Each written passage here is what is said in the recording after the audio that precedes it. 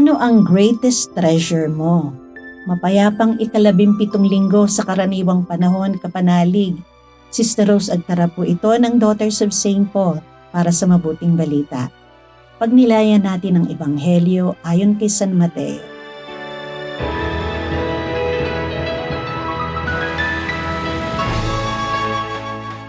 Sinabi ni Jesus sa mga tao, Naihahambing ang kaharian ng langit sa kayamanang katago sa isang bukid. Kung may makakakita nito, ibabaon niya ito uli. At dahil sa kanyang kaligayahan, ipinagbibili niya ang lahat niyang ari-arian at binibili niya ang bukid. Naihahambing din naman ang kaharian ng langit sa isang negosyanteng naghahanap ng magagandang perlas. Pagkakita niya ng isang perlas na napakalaki ang halaga, umalis siya at ipinagbili ang lahat niyang ari-arian at binili ang perlas. Naihahambing din ang kaharian ng langit sa isang malaking lambat na inihagis sa dagat at nakahuli ng kung ano-ano. Nang puno na ang lambat, hinila ito papunta sa pampang at saka naupo ang mga tao at tinipon ang mabubuting isda sa mga timba at itinapon ang mga walang kwenta. Ganito ang mangyayari sa katapusan ng mundo.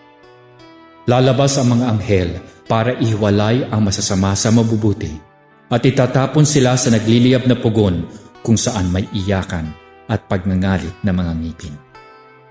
at itinanong ni Jesus, Nauunawaan ba ninyo ang lahat ng ito? Oo. Kaya sinabi niya sa kanila, Kaya bawat guro ng batas na tinuruan tungkol sa kaharian ay katulad ng isang ama ng tahanan na may tabihan at laging may bago at luma sa tuwing kukuha siya.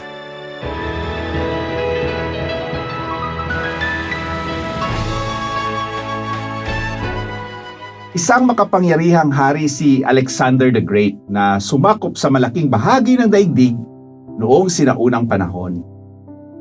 May nabasa ako sa internet na bago namatay si Alexander the Great, nagpahayag siya ng 3 kahilingan. Una, nais niyang ang pinakamagagaling na manggagamot ang magdala sa kanyang kabaong. Kalawa, ipakalat ng kanyang mga general sa daan patungo sa libingan ang lahat ng kanyang mga kayamanan. At ang ikatlo, nais niyang nakalawit at nakalabas sa kabaong ang kanyang mga kamay habang dinadala ang bangkay niya. May malalim na kahulugan ang mga hiling na ito ni Alexander. Ipinakita niya na walang kapangyarihan kahit ang pinakamahusay na manggagamot na pigilan ang kamatayan. Ipinakita rin niya na ang lahat ng kayamanan ay naiiwan sa mundong ito. At sa huli, tulad ng pagdating natin sa mundo na walang dala, aalis din tayong walang dala. Mga kapanalig, pansamantala lamang ang lahat ng bagay at mga relasyon sa mundong ito. Ang Diyos lamang ang nananatili magpakailanman. Kaya't inaanyayahan tayo ng Ebanghelyo ngayon na gawin siyang pinakadakilang kayamanan ng ating buhay. Si Jesus ang tinuturing na kahapon, ngayon, at magpakailanman. Kapag mas minamahal natin ang Diyos, mas natututo tayong mahalin ng tama ang ating pamilya. Kapag mas minamahal natin ang Diyos, binibigyan niya tayo ng karunungan upang piliin ang mabuti at ituwid ang ating pananaw ayon sa kanyang kalooban. Sapagkat kung ang Diyos ang ating unang prioridad, hindi niya inaagaw ang ating pagmamahal sa pamilya at sa mga taong mahal natin. Sa halip, lalo niyang pinagtitibay at pinayayabong ang ating mga ugnayan sa kanila. Kaya tanungin natin ang ating sarili. Ang Diyos nga ba ang ating pinakamahalagang kayamanan? Handa ba tayong iwanan ang lahat para lamang sa Kanya? Mga kapanalig, maraming salamat po sa inyong suporta sa aming misyon, lalong-lalo na sa aming mga donors at sponsors.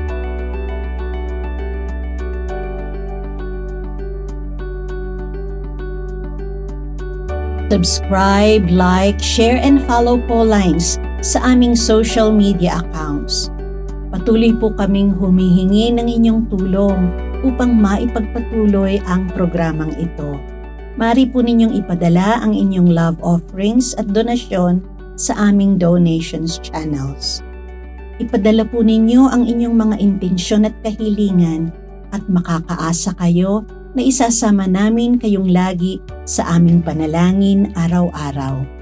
Ito pong muli si Sister Rose na nag-aanyaya sa inyong manalangin kay San Benito. Mahal na San Benito, hinihiling ko na sa pamamagitan ng iyong banal na pagpapala, pangalagaan mo ako, ang aking mga mahal sa buhay at ang aming tahanan ngayon at araw-araw upang hindi kami mahiwalay kay Jesus at Maria. Iligtas mo kami sa lahat ng tukso, espiritual na pang-aapi at pisikal na karamdaman. Hinihiling namin ito sa ngalan ni Jesucristong aming Panginoon. Amen.